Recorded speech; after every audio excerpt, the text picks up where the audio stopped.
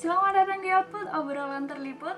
Kali ini kita kedatangan teman ngobrol yang luar biasa, ada Mbak Umi. Halo Mbak Umi, apa kabar?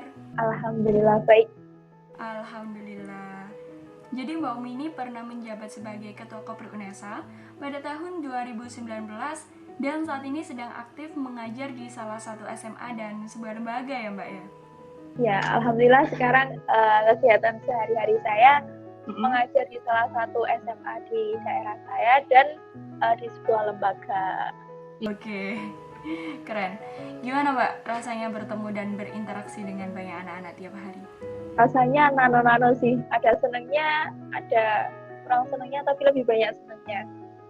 Karena memang ketemu mereka kan beda-beda sifatnya, beda-beda karakternya, jadi terkadang itu bikin mood luar biasa. Oke Mami, di episode kali ini kita akan ngobrolin nih soal menumbuhkan kesadaran parenting pada diri kita sendiri, pada orang lain, khususnya pada sahabat-sahabat sekalian yang sedang nonton acara Output perdana kali ini. Ngobrolin parenting nih Mbak, kalau dari perspektif Mbak Umi sendiri sebenarnya parenting itu apa sih? Bicara tentang pengertian parenting ya, karena saya juga bukan dari orang psikologi, yang saya tahu parenting sendiri berasal dari kata parent yang artinya orang tua. Jadi di sini sebenarnya lebih mengarah ke peran orang tua dalam mendampingi sang anak sampai anak tersebut dewasa. Nah, itu parenting. Oke, tapi fakta di lapangan nih Mbak, ternyata masih banyak di sekitar kita yang menyepelekan parenting ini.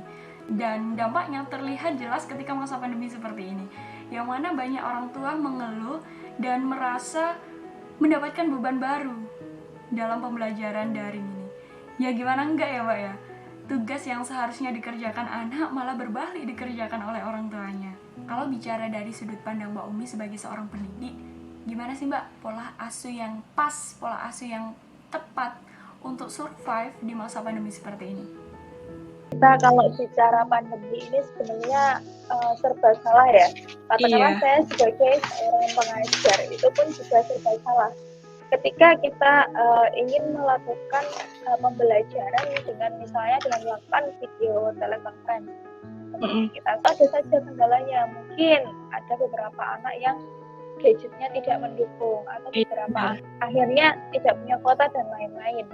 Nah, ya di sini akhirnya apa? Kita sebagai pengajar itu serba salah. Mau menggunakan teknologi yang lebih baik, tapi keadaan siswa kita belum siap. Nah, akhirnya apa? Salah satu jalannya agar mereka tetap mau belajar adalah dengan mengirimkan tugas. Nah, tugas tersebut dari beberapa guru mungkin hanya mengirimkan tugas tanpa memberikan penjelasan. Akhirnya apa? Tugasnya yang dikerjakan oleh orang tuanya. Iya. Anaknya nggak ngerti, gitu ya. Iya benar. Kadang juga ketika sudah diberikan tugas, memang orang tuanya bisa mengerjakan, tapi mereka belum tentu bisa menjelaskan kepada anak-anaknya. Nah, itulah alasan, mungkin beberapa alasan juga mereka lebih memilih mengerjakan tugas anaknya daripada membiarkan anaknya belajar.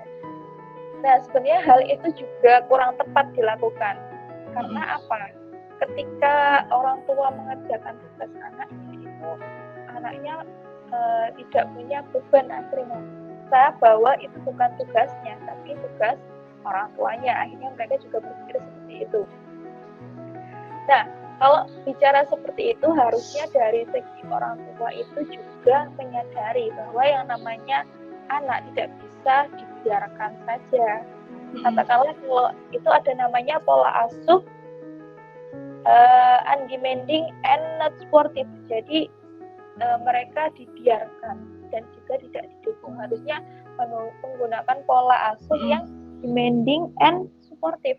Jadi mereka dibiarkan mencoba dan disupport, diapresiasi. Nah, alasan lain selain mereka tidak bisa menjelaskan kepada anak adalah agar anak nilainya bagus ya tadi.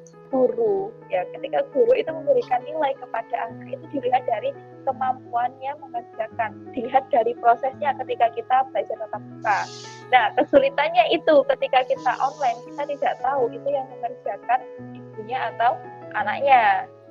Tugas dari anak-anak itu kita lihat dari kapasitas. Kalau misal terlalu sempurna, kita juga bisa menilai bahwa oh ini sing ngerjakan ibunya, ini yang mengerjakan ibunya, oh ini yang mengerjakan anaknya sendiri. Nah sebenarnya guru sudah bisa menilai dari situ.